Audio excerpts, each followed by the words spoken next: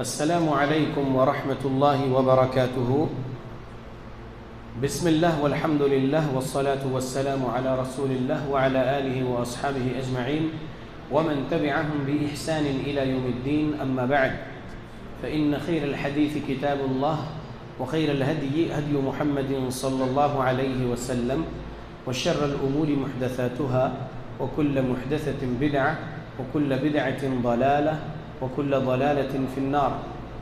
أعوذ بالله السميع العليم من الشيطان الرجيم من همزه ونفخه ونفثه بسم الله الرحمن الرحيم إن الله لا يغير ما بقوم حتى يغيروا ما بأنفسهم رب اشرح لي صدري ويسر لي أمري واحلل عقدة من لساني يفقه قولي سبحانك لا علم لنا إلا ما علمتنا إنك أنت العليم الحكيم إن العزة لله جميعا هو السميع العليم۔ تمام قسم کی تعریفوں کا حقدار صرف اور صرف اللہ وحدہ لا شریک ہے۔ میں تعریف کرتا ہوں اس اللہ کی جس نے ساری کائنات کو 6 ایام میں بنا کر اپنے آپ کو عرش پہ مستوی کیا، اور اس اللہ کا عرش 7 آسمانوں کے اوپر ہے۔ پڑھتا ہوں میں درود، اور آپ سب بھی پڑھیں درود اللہ کے آخری نبی آخری رسول محمد صلی اللہ علیہ وسلم پر، جس رحمت للعالمین پر درود پڑھنے کا حکم دیا ہے اللہ رب العالمین نے۔ اللہم صلی علی محمد وعلی آل محمد کما صلیت علی ابراہیم وعلی آل ابراہیم انک حمید مجید۔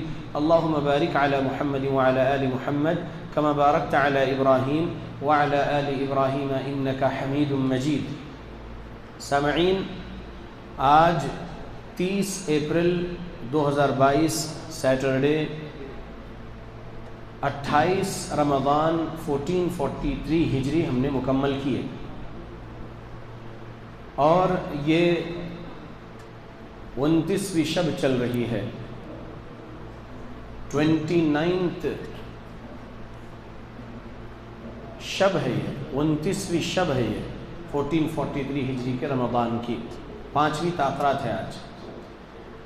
میں یہاں پر تیسری تاخرات کو آیا تھا جی، تو تیسری تاخرات میں درس ہوا تھا، اور یہاں پر یہ بولا گیا تھا کہ سوال جواب کا بھی ایک سیشن رکھا جائے۔ تو آج 5ویں تاخرات 1443 ہجری کے رمضان کی آدھے گھنٹے کا سوال جواب کا سیشن ہوگا، اور آدھے گھنٹے بعد میں رخصت ہو جاؤں گا یہاں سے انشاءاللہ، ٹھیک ہے۔ اور آگے کچھ اور ذمہ داریاں ہیں۔ ایک مسجد میں درس دے کر ابھی پہنچا ہوں یہاں پر، ابھی عشاء وہاں پڑھے تھے، تو 8:30 سے 9 بجے تک وہاں تھے، اور ابھی یہاں پہنچے۔ اب 10 بجے سے 10:30 تک یہاں پر سمجھ لیجئے آدھے گھنٹے میں ہم انشاءاللہ آپ کے سوالوں کے جواب دینے کی کوشش کریں گے۔ آپ کے سوال کا جواب ہمارے علم میں ہوگا تو جواب دیں گے انشاءاللہ، اور آپ کے سوال کا جواب ہمارے علم میں نہیں ہوگا تو ہم کہہ دیں گے اللہ اعلم، اور تحقیق کرنے کے بعد پھر آئندہ آئیں گے تو انشاءاللہ آپ کے سوال کا جواب دیں گے انشاءاللہ۔ تو اب آپ پہلا سوال کر لیجئے حافظ عبد المجید صاحب۔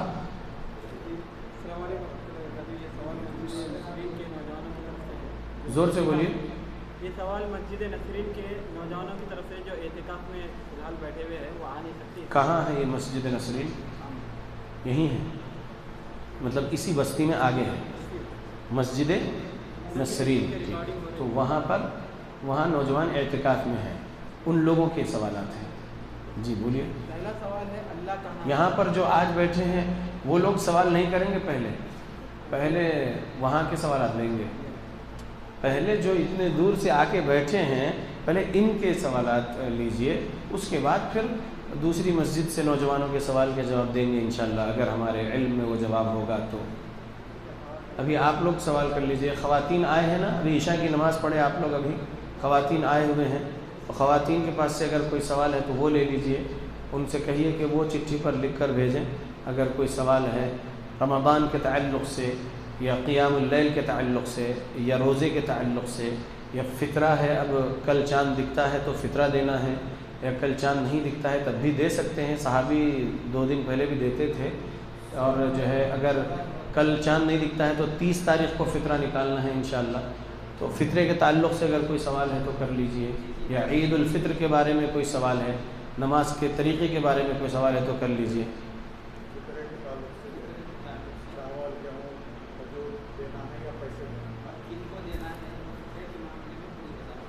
ٹھیک جی، میرے بزرگ آپ نے سوال کیے ہیں کہ کرنسی دے سکتے ہیں کیا فطرے میں یا اناج ہی دینا ہے؟ صحیح بخاری حدیث نمبر 1503، صحیح بخاری حدیث نمبر 1510، یہ دو حدیثیں لے لیجئے، اور سنن ابو داؤد حدیث نمبر 1609، یہ تین حدیثیں فطرے کے بارے میں یاد رکھ لیجئے۔ صحیح بخاری حدیث نمبر 1503 میں ہے کہ رسول اللہ صلی اللہ علیہ وسلم کے دور میں صحابہ 1 صاع کھجور یا 1 صاع پنیر یا 1 صاع منقع وغیرہ نکالتے تھے، اور رسول اللہ نے فرض کیے ہیں ہر مسلمان آزاد اور غلام کے طرف سے صدقۃ الفطر نکالنا، بچے کے طرف سے بھی نکالنا ہے، بڑوں کے طرف سے بھی نکالنا ہے۔ شوال کا چاند دیکھنے کے بعد آپ فطرہ نکالیں گے۔ 29 رمضان مکمل ہونے کے بعد، مغرب پڑھنے کے بعد جب آپ چاند دیکھ رہے ہیں، چاند دکھ گیا تو شوال کا چاند دکھ گیا ہے، اور آپ کیا کریں گے؟ آپ فطرہ نکال دیں گے۔ اگر 29 کو چاند نہیں دکھتا ہے، 30 کی گنتی پوری کرنا ہے۔ صحیح بخاری حدیث نمبر 1909، صحیح بخاری حدیث نمبر 1913 کے مطابق مہینہ 29 یا 30 کا ہوتا ہے تو 31 کا نہیں ہوتا۔ تو چاند اگر 29 کو نہیں دکھا تو 30 روزے مکمل کر کے پھر آپ مغرب پڑھتے ہی اپنے گھر سے صدقۃ الفطر یا زکوٰۃ الفطر نکالیے۔ وہ فرض ہے اللہ کی طرف سے، ہم کو صدقۃ الفطر نکالنا ہے۔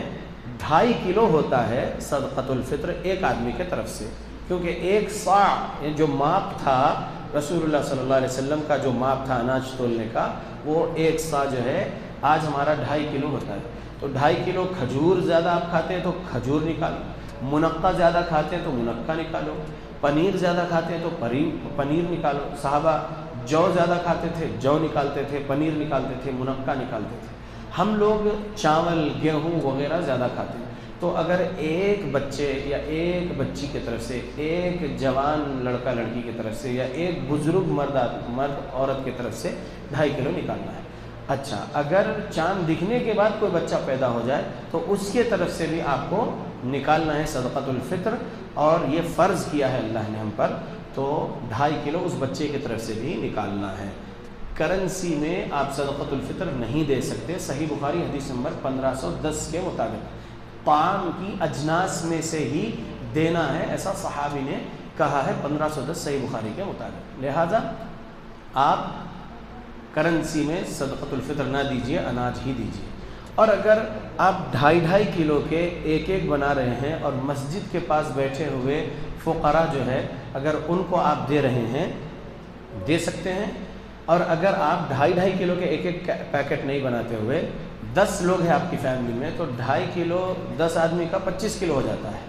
ایک آدمی کا 2.5 کلو، 10 کے 25 کلو، 25 کلو چاول کا یا 25 کلو آٹے کا یا 25 کلو گیہوں کا ایک ہی بیگ جو ہے، اپنے کوئی رشتہ دار ایسے ہیں جو مسکین ہیں ان کو دے دیجئے، اپنے پڑوسی میں کوئی مسکین ہے ان کو دے دیجئے۔ اور حافظ عبد الرحمن نے آپ کے سوال میں ایک بات جوڑ دیے تھے کہ کس کو دینا ہے، تو پہلے نمبر پہ آپ مسلمان فقراء، مسلمان مساکین کو ہی ڈھونڈنا، صدقۃ الفطر ان کو دینا۔ اور اگر نان مسلمس بھی فقیر آ رہے ہیں تو آپ ان کو دے سکتے ہیں۔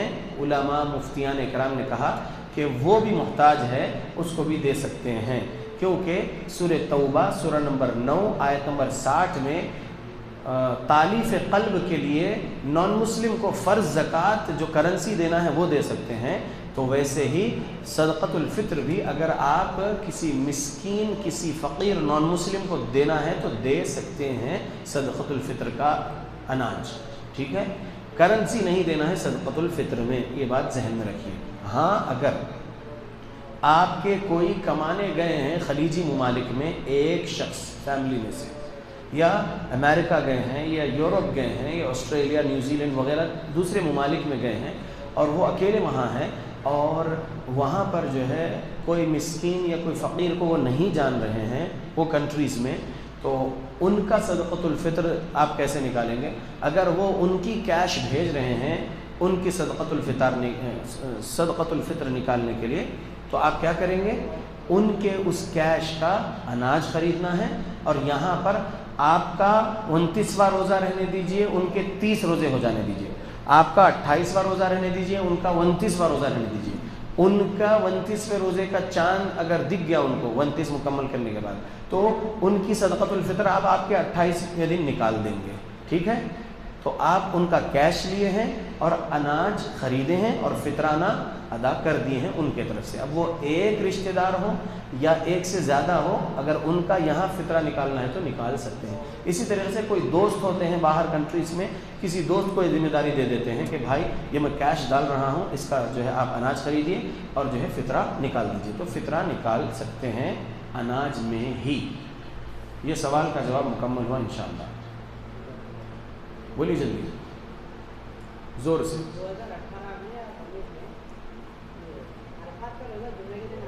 جی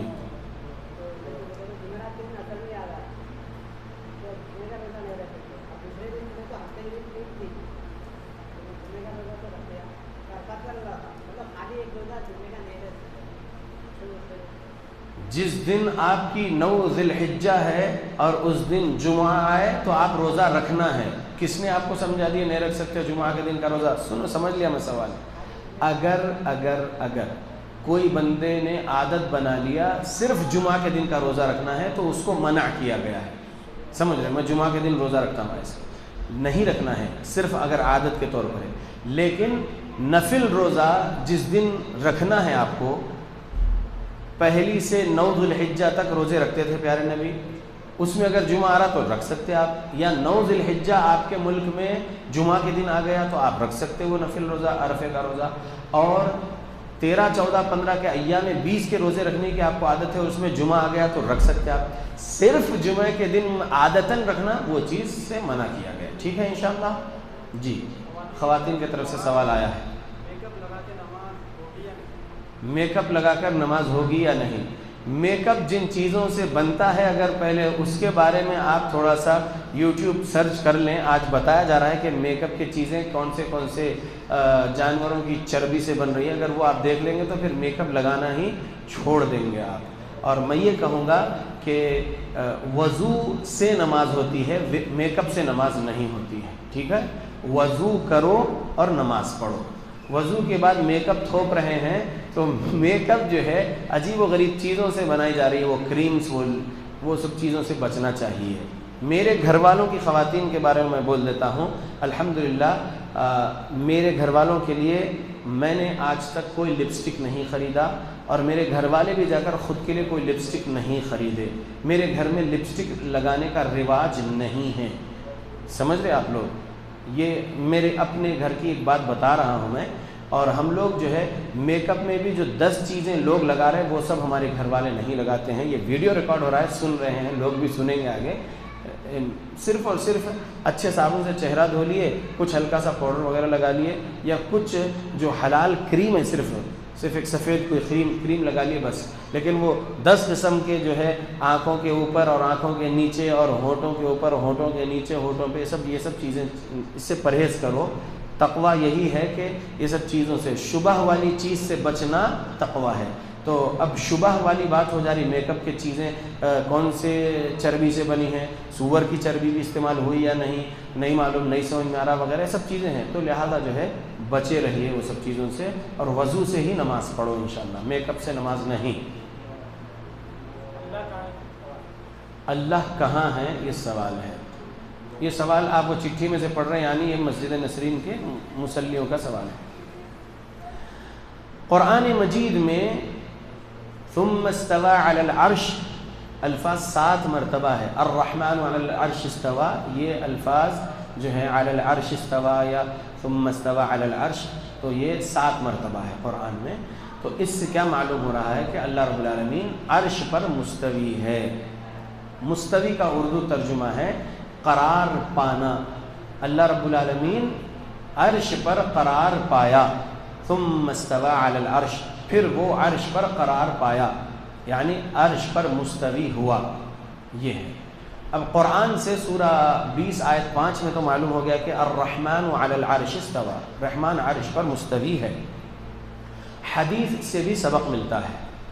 3194 صحیح بخاری میں یہ حدیث الفاظ رسول صلی اللہ علیہ وسلم اس طرح ہے: لما قضى الله الخلق كتب في كتابه فهو عنده فوق العرش ان رحمتي غلبت غضبي۔ ترجمہ: جب اللہ نے اپنی مخلوقات کی تخلیق کر دیا تو پھر اللہ نے لکھا اس کی کتاب میں، کتب فی کتابہ، غور کر رہے بات پر، اللہ نے لکھا اس کی کتاب میں، فہو عندہ، وہ کتاب ہے اس کے پاس، فوق العرش، عرش کے اوپر۔ کتاب کہاں ہے وہ؟ عرش کے اوپر۔ کتب فی کتابی ہی، لکھا اللہ نے اس کی کتاب میں، لکھا اللہ نے اس کی کتاب میں، فہو، وہ کتاب ہے، عندہ، اس کے پاس، کس کے پاس؟ اللہ کے پاس، فوق العرش، عرش کے اوپر، ٹھیک ہے۔ تو اس حدیث 3194 صحیح بخاری سے کیا سمجھ میں آیا؟ جب اللہ رب العالمین کی کتاب اس کے پاس اور فوق العرش ہے تو اللہ بھی فوق العرش ہے۔ فوق یعنی اوپر، عرش یعنی عرش، اللہ کا عرش، اللہ کے عرش کے اوپر اللہ کی کتاب یعنی لوح محفوظ ہے، تو اللہ بھی وہیں پر عرش پر مستوی ہے اور اس کی کتاب بھی عرش پر ہے۔ اس 3194 صحیح بخاری سے معلوم ہوا۔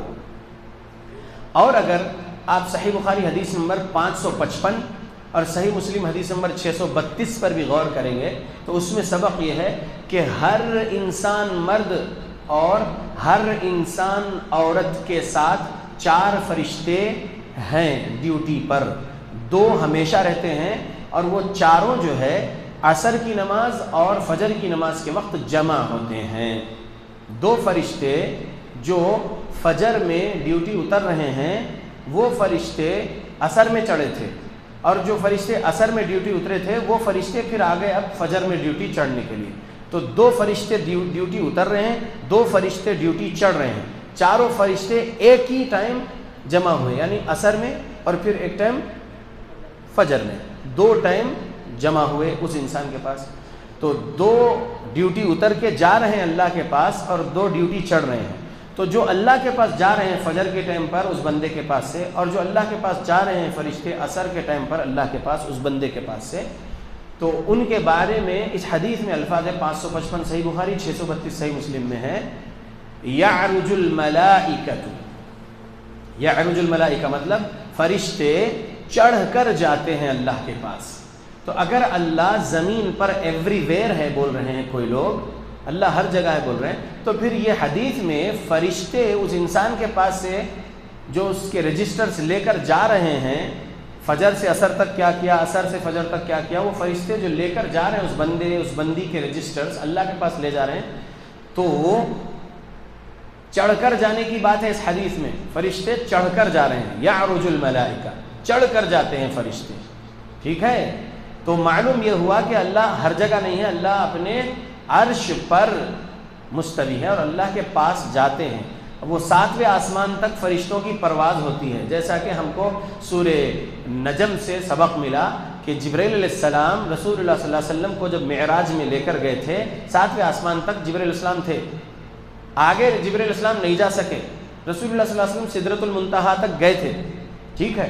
تو معلوم ہوا کہ فرشتوں کی پرواز اللہ کے عرش پر نہیں ہے، 7ویں آسمان کے اوپر تک فرشتے جاتے ہیں، ٹھیک ہے۔ تو یہ فرشتے اوپر جا رہے ہیں نا، 7ویں آسمان تک جا رہے ہیں، تو اللہ ہر جگہ نہیں ہے۔ یہ 555 صحیح بخاری، 632 صحیح مسلم سے معلوم ہو گیا کہ فرشتے چڑھ کر جا رہے ہیں۔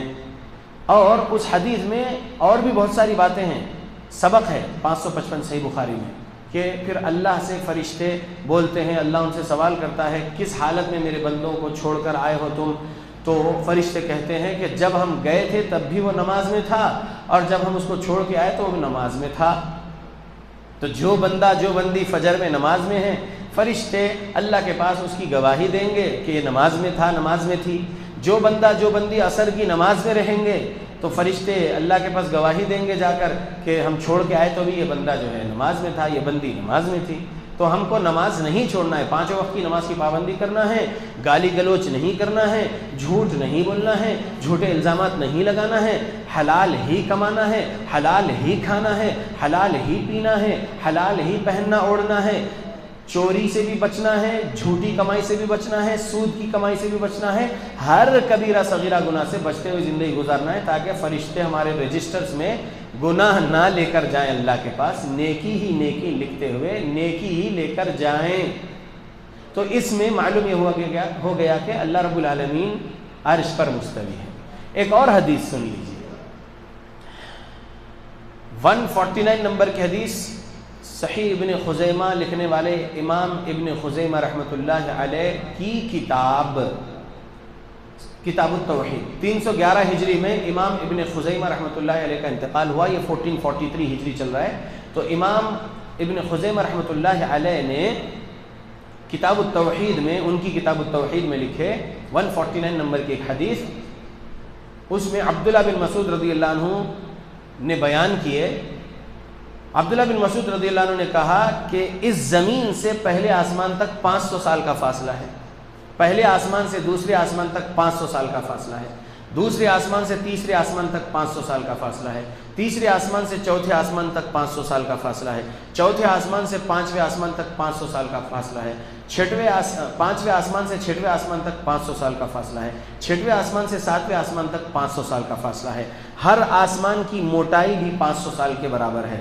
لہٰذا اس زمین سے 7ویں آسمان کے اوپر جا کر ٹھہرنا بولے تو 7000 سال کا فاصلہ ہے یہ، کیونکہ ہر آسمان کے درمیان میں 500 سال کا فاصلہ اور ہر آسمان کی موٹائی بھی جو ہے 500 سال کی، تو 7000 سال ہو گئے۔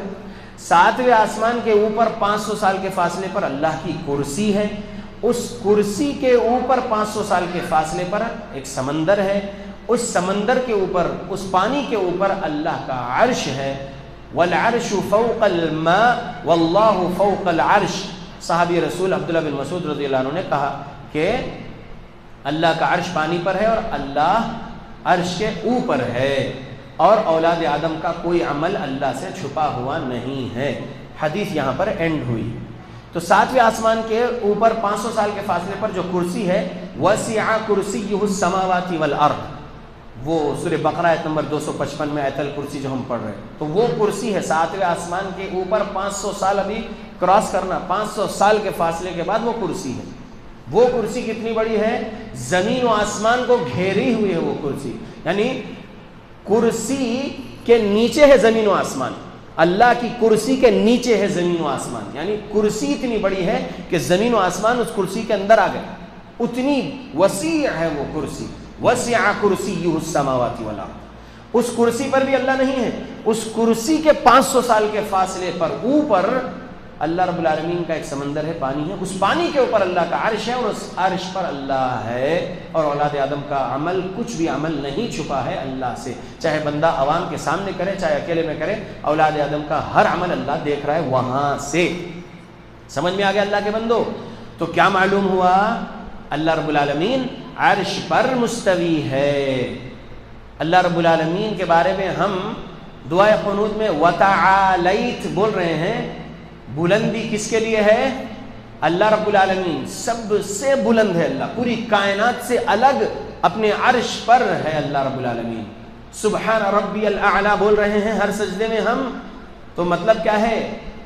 پاک ہے میرا رب جو بہت بلند ہے، سبحان ربی الاعلی، پاک ہے میرا رب جو بہت بلند ہے۔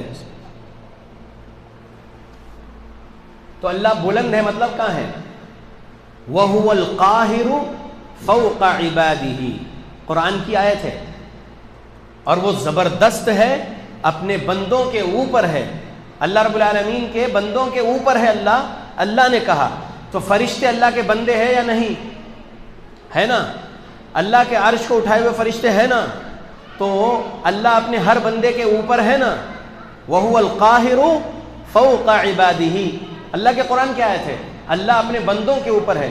تو تو اللہ کے بندے ہم انسان، اللہ کے بندے فرشتے، اللہ کے بندے جنات، اللہ اپنے بندوں کے اوپر بہت بلند ہے. اللہ ہر جگہ نہیں ہے اس زمین پر، اللہ مسجد کے اندر نہیں ہے، اللہ کعبے کے اندر نہیں ہے، اللہ مسجد نبوی، مسجد اقصی وغیرہ کے اندر نہیں ہے. اللہ رب العالمین اپنے عرش پر مستوی ہے. اللہ کی قدرت کائنات کے ایک ایک ذرے پر ہے، اللہ کی نظر کائنات کے ایک ایک ذرے پر ہے. اللہ کے علم سے کائنات کا ایک ذرہ بھی باہر نہیں ہے. اللہ کا علم کائنات کے ایک ایک ذرے کو گھیرا ہوا ہے. جو کہا جاتا ہے نحن اقرب الیہ من حبل الورید کا ترجمہ اور تفسیر میں کہ اللہ رب العالمین اپنی شہرک سے قریب ہے، رگے جان سے قریب ہے، تو مطلب یہ ہے کہ اللہ کی ذات ہمارے شہرک سے قریب نہیں ہے، اللہ کا علم ہماری رگے جان سے قریب ہے. اللہ تو عرش پر مستوی ہے، اس کے ذات کے لحاظ سے اس کا علم ہماری رگے جان سے بھی قریب ہے. سمجھ میں آ گیا انشاءاللہ؟ جی 20 منٹ ہو گئے ہیں، 10 منٹ اور بچے ہیں. جو سوال ہے کر لیجئے. بچے کا عقیقہ کرنے کے لیے والدین کا فیصلہ عقیقے کے لیے ضروری ہے کیا؟ اگر والدین مر چکے ہیں تو کیا کیا ہے؟ بچے کا عقیقہ کرنے کے لیے والدہ اور والد کے پیسے ہی رہنا ضروری ہے کیا اس عقیقے کے بکرے کے لیے؟ یہ پہلا سوال ہے. دوسرا سوال یہ ہے کہ اگر والدین انتقال کر گئے اس بچے کے تو پھر کیسا؟ جواب یہ ہے کہ والدین اپنے بچے کا عقیقہ اپنے حلال کے پیسوں سے کرے، یہی افضل ہے، بہتر ہے.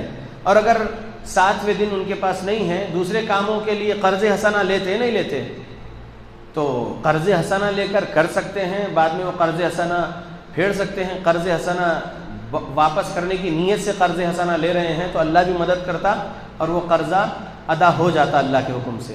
تو قرض حسنہ لے کر کر سکتے ہیں انشاءاللہ. اور اگر جس کے والدین نہیں ہیں، وہ لوگ جو سرپرست ہیں بچے کے سرپرست کر سکتے ہیں، بچے کے سرپرست عقیقہ کر سکتے ہیں. اب دادا سرپرست ہو یا نانا سرپرست ہو، تایا چاچا سرپرست ہو یا سگے ماموں سرپرست ہو، جو سرپرست ہے اس بچے کے وہ اس بچے کا عقیقہ کر سکتے ہیں. اگرچہ کہ والد پہلے گزر گئے تھے اور بچہ ہونے کے فوراً کچھ منٹوں بعد والدہ گزر گئی، یا 7ویں دن سے پہلے والدہ گزر گئی اور اب کوئی نہیں ہے اس بچے کا، 7واں دن آ گیا عقیقے کا، تو سرپرست جو ہے اس کے وہ گارڈین وہ کر سکتے ہیں عقیقہ. اور حلال کے پیسے سے ہی ہو، سود کے پیسے سے نہ ہو، جھوٹ کی کمائی کے پیسے سے نہ ہو، چوری کے پیسوں سے نہ ہو، حلال کمائی سے ہی کھاؤ، پہنو، اوڑھو، حلال کمائی ہی سے انفاق فی سبیل اللہ کرو، حلال کمائی ہی سے قربانی کریں گے، عقیقہ کریں گے تو قبول ہوگا. ٹھیک ہے؟ تو گارڈین کر سکتے ہیں انشاءاللہ. اگر کسی کے پاس 7ویں دن قرض حسنہ نہ ملے تو 14 دن پہ کر لو یا 21ویں دن پہ کر لو، یا نہیں جمع ہو رہے پیسے تو جب پیسے جمع ہوئے تب کر لو. ٹھیک ہے؟ لیکن 7ویں دن کرنا افضل ہے. خواتین کی طرف سے کیا ایک گائے میں 7 لوگوں کا عقیقہ ہوتا ہے؟ اگر کرنے کے بعد معلوم ہو کہ نہیں ہوتا ہے تو کیا دوبارہ عقیقہ کرنا ضروری ہے؟ سوال یہ ہے، جو خواتین آئی ہے مسجد میں ابھی، ان کے طرف سے سوال ہے کہ ایک بیل میں یا ایک اونٹ میں، بڑے جانور میں 7 حصے ہوتے ہیں قربانی کے، عید الاضحیٰ کے 7 حصے ہوتے ہیں، تو عقیقے کے بھی 7 حصے ہوتے ہیں ایسا احناف نے کہا. تو اب اگر کوئی 3 لڑکوں کا عقیقہ، 1 لڑکی کا عقیقہ، اس طریقے سے 3 لڑکے کے 2 حصے اور 1 لڑکی کا 1 حصہ، بلکہ بڑے جانور میں 7 حصے کے حساب سے 4 لوگوں کا عقیقہ کر رہے بلکہ کر دیے، تو ایسا عقیقہ ہوتا کیا؟ تو جواب ہے نہیں ہوتا. عقیقے میں لڑکی کے طرف سے 1 جانور کی جان اللہ کو قربان کرنا ہے، لڑکے کی طرف سے 2 جانور کی جان اللہ کے لیے قربان کرنا ہے. سمجھ رہے؟ تو یہاں پر جان دینا ہے اللہ رب العالمین کو راضی کرنے کے لیے. ٹھیک ہے؟ تو 1 جان ہے وہ بڑے جانور کی، 7 جان نہیں ہے. وہ قربانی میں 7 حصے ہوتے ہیں، وہ تعلیمات نبوی میں ہے، اس کو ماننا ہے. 7 لوگوں کو قربانی کا ثواب پہنچے گا، 1 حصے کا 1 کو. لیکن عقیقے میں نبی کی تعلیمات جو ہے وہی لینا ہے. اپنی عقل نہیں چلا سکتے، نبی کے طریقے کے مطابق ہی عمل کریں گے تو اللہ کے پاس قبول ہوگا۔ تیسری تاقرات میں ہم نے 4493 صحیح مسلم سنا دیے تھے آپ لوگوں کو، ہر عمل نبی کے طریقے کے مطابق ہوگا تو قبول ہوگا۔ لہذا سمجھ لیجئے اچھے سے، ایک جان ذبح کرنا ہے، ایک جانور، بکرا یا بڑا جانور جو بھی ذبح کر رہے ہو، بسم اللہ اللہ اکبر کہہ رہے ہو، تو اللہ رب العالمین کے لیے اس لڑکی کے طرف سے ایک جانور، اللہ رب العالمین کے لیے اس لڑکے کے طرف سے 2 جانور عقیقے میں، ٹھیک ہے، حصے نہیں ہیں عقیقے میں، جانور ذبح کرنا ہے رب کو راضی کرنے کے لیے، ٹھیک ہے۔ تو اب جو دوسرا سوال ہے، اگر کوئی کر لیے ہیں ایک بڑے جانور میں 7 حصے بول کے 3 لڑکوں کا عقیقہ 1 لڑکی کا عقیقہ، تو وہ کیا کرنا؟ وہ لوگ پھر سے اب کرنا، کیونکہ انما الاعمال بالنیات، نیت غلط عمل کی تھی، لہذا اب لڑکی کے طرف سے 1 جانور ذبح کریے عقیقے میں، اور لڑکوں کے طرف سے 3 جانور ذبح کریے، 6 جانور ذبح کریے لڑکوں کے طرف سے، 3 لڑکے اگر ہے تو 1 لڑکے کے 2 جانور، ٹھیک ہے۔ اس طریقے سے 1 کے طرف سے عقیقہ کریے، اور وہ جو ہوا وہ عام قربانی انشاءاللہ بسم اللہ اللہ اکبر بول کے جو ہے ذبح کیا گیا تھا، وہ حلال ہو گیا جانور، وہ کھا لیے، ختم ہو گیا۔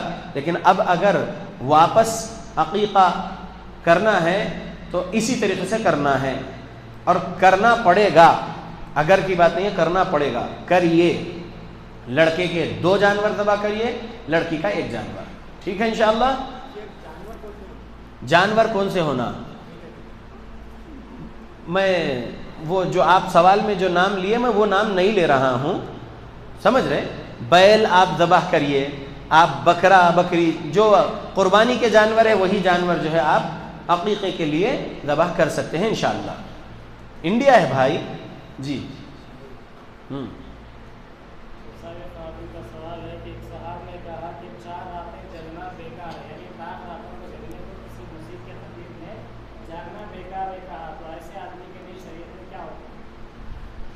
پہلے تو ایسے خطیب کو سامنے بٹھایا جائے گا اور ان کے سامنے دلائل صحیح بتائے جائیں گے، سمجھایا جائے گا سلف صالحین کا فہم، اور وہ ان کی اصلاح کر لیتے ہیں تو الحمدللہ اچھی بات ہے۔ ان کو بتایا جائے گا کہ آپ نے جو کہا کہ 4 طاقرات جاگنا بیکار ہے، 27 بھی جاگو، بس یہی صحیح ہے، یہی کافی ہے۔ تو آپ لا علمی میں اگر یہ بیان کر دیے ہیں تو پہلے صحیح دلائل ہم آپ کو بتا رہے ہیں، جس میں 2017 صحیح بخاری پہلے دیکھیے، 2017 صحیح بخاری پہلے دیکھیے، طاق راتوں کے بارے میں اس میں ذکر ہے۔ اما عائشہ رضی اللہ عنہا بیان کرتی ہیں رسول اللہ صلی اللہ علیہ وسلم نے فرمایا تحروا لیلۃ القدر فی الوتر من العشر الاواخر من رمضان، رمضان کے آخری عشرے کی طاق راتوں میں تلاش کرو قدر والی رات کو۔ یہ محمد صلی اللہ علیہ وسلم کا فرمان ہے، آپ نے فرمایا ہے، یہ قولی حدیث ہے، آپ نے فرمایا ہے، تلاش کرنے کی ترغیب دلائی ہے، لہذا لیلۃ القدر کو تلاش کرنا ہے رمضان کے آخری عشرے کی طاق راتوں میں۔ اب صحیح بخاری حدیث نمبر 2024 دیکھتے ہیں، فعلی حدیث۔ اما عائشہ رضی اللہ عنہ کہتی ہیں كان النبي صلى الله عليه وسلم إذا دخل العشر أحيا ليله وشد مئزره وأيقظ أهله۔ محمد صلی اللہ علیہ وسلم کی زوجہ مطہرہ، ہم ایمان والوں کی ماں عائشہ صدیقہ رضی اللہ عنہا بیان کر رہی ہیں کہ نبی صلی اللہ علیہ وسلم رمضان کے آخری عشرے میں جب داخل ہوتے تو اس کی 10 راتیں جاگتے، احیا لیلہ، پورے عشرے کی راتیں جاگتے تھے، اس کو زندہ کرتے تھے۔ احیا یعنی زندہ کرتے تھے، یعنی نیند نہیں لیتے تھے، سوتے نہیں تھے، جاگتے تھے، مغرب سے لے کر فجر تک جاگتے تھے نبی صلی اللہ علیہ وسلم۔ احیا لیلہ، پورے عشرے کی راتیں جاگتے تھے نبی۔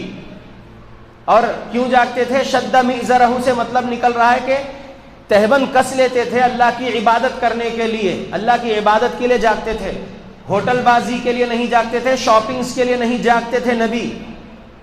آج وہاں کھائیں گے، کل وہاں کھائیں گے، پرسوں وہاں کھائیں گے، اس کے لیے نہیں جاگتے تھے نبی اور صحابہ، اللہ کی عبادت کے لیے جاگتے تھے. وَأَيْقَظَ أَهْلَهُ کہا اما عائشہ رضی اللہ عنہا نے، اور اللہ کی عبادت کے لیے نبی اپنے گھر والوں کو ساتھ لے لیتے تھے. لہذا 10 راتیں نبی جاگتے تھے اللہ کی عبادت کے لیے، اور اس کی 5 راتوں میں لیلۃ القدر کو تلاش کرنے کا حکم دیا نبی. لہذا جو خطیب جس مسجد سے یہ خطبہ دیے یا جو مقرر جس مسجد سے تقریر کرے، جنہوں نے یہ کہا کہ 27ویں جاگو کافی ہے، 4 راتیں جاگنا غلط ہے، وہ بیچارے غلط بول گئے ان کے بیان میں. وہ خطیب یا وہ مقرر، وہ مدرس کو میرے سامنے لائیے، میں ان کو دلائل صحیح بتاؤں گا انشاءاللہ. حجت قائم کرنا ہے ان پر کہ یہ دلائل صحیح کو قبول کرو. صحیح بخاری، صحیح مسلم کی حدیثیں ہیں، اور پھر دوسری سنن جو حدیث کی کتابیں اس میں بھی حدیثیں موجود ہیں، ہم ان کے سامنے دلائل سمجھائیں گے. صحیح سندوں والی حدیثیں قبول کرنا ہے، صحیح سندیں والی حدیثیں ہم اس مسئلے میں بتائیں گے ان کو. اگر وہ پھر بھی ان کی ضد میں رہیں گے اور ایک ہی 27ویں رات جاگ لو، 26ویں روزے کی مغرب کے بعد 27ویں رات جاگ لو، اگر وہی رٹ لگائیں گے تو پھر ان پر کفر لازم آتا ہے. ہم تکفیر نہیں کرتے کسی کی اس وقت تک جب تک کہ سامنے والے کو بٹھا کر قرآن اور صحیح احادیث کے دلائل اس کو بہت دیر اور بہت اچھے سے نرمی سے سمجھا نہیں لیتے. حجت قائم جب تک نہیں ہو جاتی اس بندے پر، ہم تب تک تکفیر نہیں کرتے. اگر وہ مذاق کر رہا ہے قرآن کی آیت کے بارے میں اور حدیث رسول کے بارے میں مذاق اڑا رہا ہے تو پھر ہم سورہ توبہ کی آیت سنا دیں گے. کیا ہے وہ آیت؟ اب اللہ و کتابہ و رسولہ. کیا ہے وہ آیت؟ کیا تمہارے لیے اللہ اور رسول اور اس کی کتاب ہی رہ گیا ہے؟ تستہزئون، کہ تم پڑھیے، قل اب اللہ و آیاتہ و رسولہ کنتم تستہزئون. یہ سورہ توبہ کی آیت ہے. قل اب اللہ و آیاتہ و رسولہ، اللہ رب العالمین اور اس کی آیتیں اور اس کے رسول ہی رہ گئے تم کو مذاق اڑانے کے لیے. یہ آیت ہم پھر وہاں پر پیش کریں گے. حجت پوری قائم ہو جانے کے بعد بھی اگر وہ اس کی ضد میں ہے اور صحیح تعلیمات، صحیح دلائل نہیں قبول کر رہا ہے، تب اس پر کفر لازم آتا ہے. کیونکہ نبی کی بات کا انکار کرنا، جو صحیح سندوں سے مل رہی ہے نبی کی بات کا انکار کرنا، یہ کفر ہے. اللہ ہدایت دے سب کو، آمین.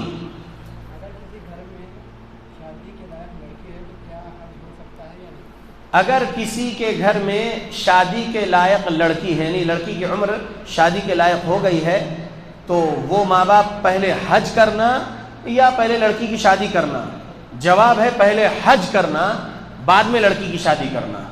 کیونکہ حج فرض ہے. اگر آپ کے پاس مالی استطاعت ہے تو آپ پر حج فرض ہو گیا. حج کس پر فرض ہے؟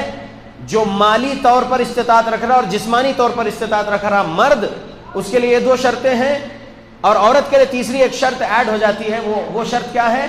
وہ ہے اس کے ساتھ محرم ہونا. جس کسی عورت کا کوئی محرم نہیں ہے، تمام محرم انتقال کر گئے، تو پھر وہ عورت حج نہ کرے، کیونکہ محرم شرط میں سے ہے. استطاعت نہیں ہوئی اس کی اب حج کے لیے محرم نہیں رہنے کی وجہ سے، تو نہ کرے. یہاں پر لڑکی کی شادی کے بارے میں سوال کیا گیا ہے، حج پہلے یا لڑکی کی شادی پہلے؟ تو پہلے حج کریے، کیونکہ حج کرنا فرض ہے، اسلام کا رکن ہے، 5واں فریضہ ہے یہ. تو پہلے حج کر کے آئیے، بعد میں اللہ رب العالمین کا نام لیجیے اور اپنی بیٹی کی شادی کریے. اللہ آپ کو عطا کرے گا، انشاءاللہ عطا کرے گا اللہ. مال کے لیے ہی لوگ رکے رہتے ہیں. مال کا مت سوچو، اللہ دے گا انشاءاللہ. حج کر لو، عمرہ کر لو پہلے.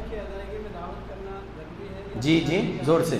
مہر کی ادائیگی میں دعوت کرنا ضروری ہے یا صرف میاں بیوی آپس میں لے سکتے ہیں؟ مہر کی ادائیگی میں دعوت کرنا ضروری ہے یا میاں بیوی آپس میں اپنا معاملہ دیکھ لیں گے؟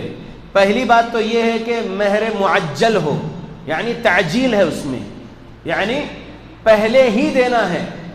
اس عورت سے جب آپ نکاح کے وقت قبول قبول قبول بول رہے ہیں، ایجاب و قبول کے وقت ہی آپ جو ہے مہر دے رہے ہیں، یہ سب سے زیادہ صحیح ہے. صحیح بخاری میں بھی حدیث موجود ہے اور بھی دوسری کتابوں میں حدیث موجود ہے.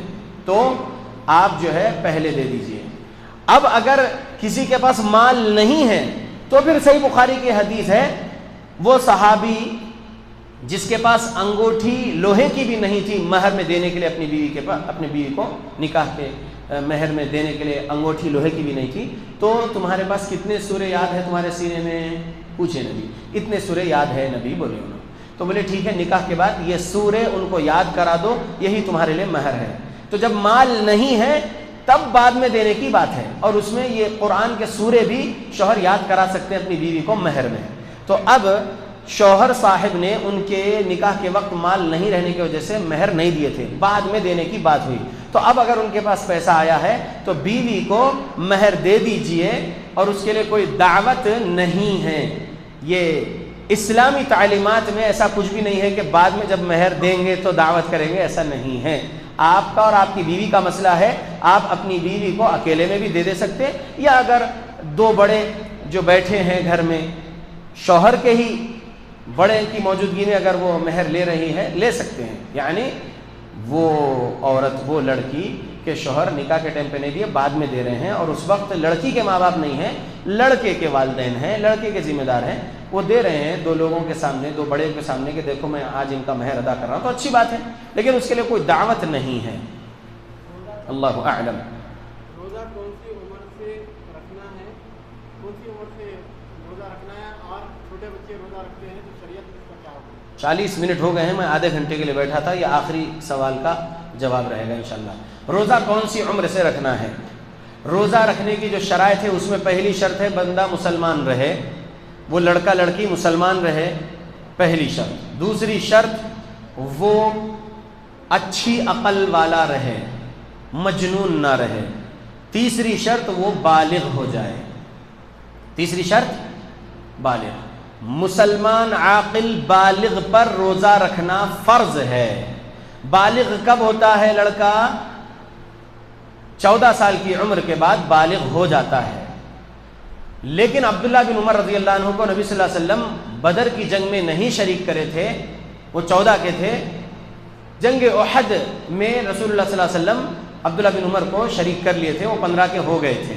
تو اگر 15 بھی اگر کوئی کہہ رہے ہیں تو ٹھیک ہے، لیکن جس لڑکے کو بال اگ آئے زیر ناف اور چہرے پر وہ بالغ ہو گیا ہے. جس کو احتلام ہو گیا ہے وہ بالغ ہو گیا ہے. جس لڑکی کی پیوبرٹی چالو ہو گئی وہ بالغ ہو گئی. اب وہ 9 سال میں پیوبرٹی چالو ہو جائے، مینسچرل سائیکل 9 سال میں سٹارٹ ہو جائے لڑکی کو، یا 10 سال میں، یا 11 سال میں، یا 12 سال میں، یا 13 سال میں، جو سال میں لڑکی کو مینسچرل سائیکل سٹارٹ ہو جائے وہ بالغ ہو گئی. تو مسلم ہو، عاقل ہو، بالغ ہو، اس پر روزہ فرض ہے.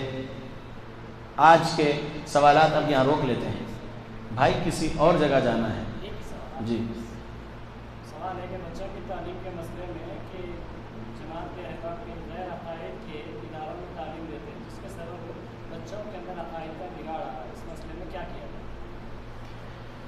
اس مسئلے میں ہمارے سلف صالحین کا ایک قول بول رہا ہوں جو صحیح مسلم کے مقدمے میں بھی ہے اور بھی کتابوں میں ہے، امام مالک سے بھی یہ نقل کیا گیا ہے.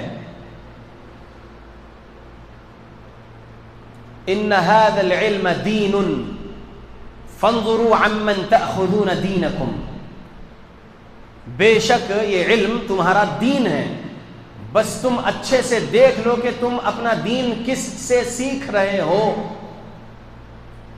یہ شریعت اسلامیہ کے اصول والی بات ہے، بنیادی بات ہے. یہ ان هذا العلم دین فانظروا عمن تأخذون دینکم. تم کس سے دین لے رہے ہو یہ دیکھو اچھے سے. اگر غلط عقیدے والے اور بدعت کے اعمال والے سے دین لوگے تو آپ خود گمراہ ہو جاؤ گے، کیونکہ وہ گمراہ انسان آپ کو گمراہی کے عقیدے، گمراہی کے اعمال سکھائے گا تو گمراہ ہو جاؤ گے. لہذا صحیح عقیدہ، صحیح اعمال، صحیح معاملات والے سے دین لیجئے. سمجھ میں آ گیا اللہ کے بندو؟ جھوٹے سے علم نہیں لینا. امام مالک رحمۃ اللہ علیہ کا قول امام عقیلی رحمۃ اللہ علیہ نے ان کی کتاب الضعفاء میں نقل کیے. جھوٹے سے علم نہیں لینا، بدعتی سے علم نہیں لینا، اور ایسے نمازی پرہیزگار سے بھی علم نہیں لینا جس کو حدیثوں کا علم نہ ہو. بندہ اچھا ہے، نمازی ہے، پرہیزگار ہے، لیکن حدیثوں کے بارے میں وہ علم نہیں رکھتا ہے تو اس سے بھی علم نہیں لینا. گمراہ انسان کی گمراہی واضح ہے، اس سے علم نہیں لینا. تو یاد رکھیے کہ صحیح عقیدے صحیح اعمال والے سے ہی علم لینا ہے. اور ایسے ہی سکولز دیکھیے آپ لوگ جہاں پر بچپن سے ہی ان کو اللہ کے بارے میں، رسول اللہ کے بارے میں، دین اسلام کے بارے میں تعلیمات مل رہی ہے اکیڈمکس کے ساتھ، اسلامی تعلیمات اکیڈمکس کے ساتھ، دنیاوی تعلیم کے ساتھ اسلامی تعلیم اور صحیح عقائد صحیح اعمال والی صحیح سندوں والی حدیثوں سے تعلیمات جو مل رہی ہو، ایسے اسکول میں آپ لوگ ڈالیے. میرے بچوں کو تو میں اقرا انٹرنیشنل اسکول میں ڈالا ہوں الحمدللہ، جو مشیر آباد برانچ میں ہے، اور الحمدللہ اس کے کئی برانچز ہے اپنے حیدرآباد میں. ایسے ہی اسلامک ٹیچنگز اور اکیڈمکس کو ساتھ میں لے کر اچھے سے پڑھانے والے جو سکولز ہیں ان میں ڈالیے. یہ ہمارے مسجد کے صدر، اس مسجد ام سلیم کے صدر خطیب ابراہیم صاحب نے ایک پوسٹر کے بارے میں جو ہے اعلان کا بولے ہیں، Tarbiyah summer camp for childrens here and hereafter. For here یعنی اس دنیا میں اور دنیا کے بعد کی زندگی کے لیے تربیہ سمر کیمپ ہے. کہاں پر ہے؟ Tarbiyah Islamic and English medium school. کہاں پر ہے صاحب؟ یہ وادی مصطفیٰ یعنی یہیں پر ہے جی، اس مسجد کے قریب میں یہ جو اسکول ہے تربیہ اسلامک اسکول، اس میں ہے. کب سے؟ 25 اپریل سے 31 مئی تک، یعنی ابھی چل رہا ہے جی ماشاءاللہ. تو لہذا جو ہے اپنے بچوں کو دینی تربیت دیجئے انشاءاللہ، تاکہ وہ دنیا اور آخرت میں جو ہے رحم میں رہ سکے، اللہ کے رحم و کرم میں رہ سکے، دنیا کے عذاب سے بھی بچ جائیں، آخرت کے عذاب سے بھی بچ جائیں انشاءاللہ. جی آپ شیخ کا اسکول ہے جی، ابراہیم صاحب کا اسکول ہے ماشاءاللہ، نہیں معلوم تھا شیخ، تو یہ شیخ کا ہی اسکول ہے. لہذا یہاں پر جو چھوٹے چھوٹے کیمپس ہوتے ہیں تربیت کے لیے، اس کے اندر اپنے بچوں کو لائیے تاکہ جو ہے ان لوگوں کی صحیح تربیت ہو سکے. اور پھر یاد رکھ لیجئے، ان هذا العلم دین فانظروا عمن تأخذون دینکم، بے شک یہ علم تمہارا دین ہے، تم اچھے سے دیکھا کرو کہ کس سے دین سیکھ رہے ہو، کس سے دین لے رہے ہو. لہذا گمراہ فرقوں سے بچو، ہر گمراہی جہنم میں لے جانے والی ہے. یاد رکھو، معتزلہ گمراہ، جہمیہ گمراہ، ان کے عقیدے اگر آج کسی فرقے والے میں ہے تو وہ لوگ وہی عقیدے کے رہنے کی وجہ سے گمراہ. مرجیہ گمراہ فرقہ، ان کے عقیدے اگر آج کے کوئی فرقے والے میں ہے تو وہ گمراہ. یاد رکھو، قدریہ تقدیر کا انکار کرنے والے گمراہ، ان کے جیسے عقیدے اگر آج کسی فرقے میں ہے تو وہ گمراہ، ان سے بچو. سمجھو اللہ کے بندو، اخوانیت سے بچا کے رکھو اپنے آپ کو. اخوان المسلمین جو بولتے ہیں، میں ان کو اخوان المفسدین کہتا ہوں. اخوان المسلمین صحیح منہج پر نہیں ہے، صحابہ کے منہج پر نہیں ہے. سورہ نساء آیت نمبر 115 سے ہٹے ہوئے اخوان المسلمین بولنے والے وہ اخوان المفسدین ہیں. پی ایف آئی تنظیم سے اپنے آپ کو بچا کے رکھو. اللہ کے بندو ڈرو، اس میں بھی اخوانیت کے لوگ بھرے ہوئے ہیں. یاد رکھو، ہم جماعت اہل حدیث کے علماء جو سچ بولنے والے علماء ہیں، قرآن اور صحیح احادیث کو بیان کرتے ہیں اور اس کا صحیح فہم بیان کرتے ہیں. سلف صالحین سے جو صحیح فہم ملا اسی کو بیان کرتے ہیں، وہی لے لو. گمراہ فرقوں سے اپنے آپ کو بچا کے رکھو. شرک بدعت خرافات کے فرقوں سے دور رہو. ٹھیک ہے انشاءاللہ. اللہ سے دعا کرتا ہوں اللہ ہم مسلمانوں پر خاص رحم و کرم کرے، اللہ ہماری تمام عبادتوں کو قبول کرے، تقوی اور اخلاص عطا کرے تاکہ ہم اللہ رب العالمین کی جنت الفردوس کے وارث بن سکے. آمین. السلام علیکم ورحمۃ اللہ وبرکاتہ.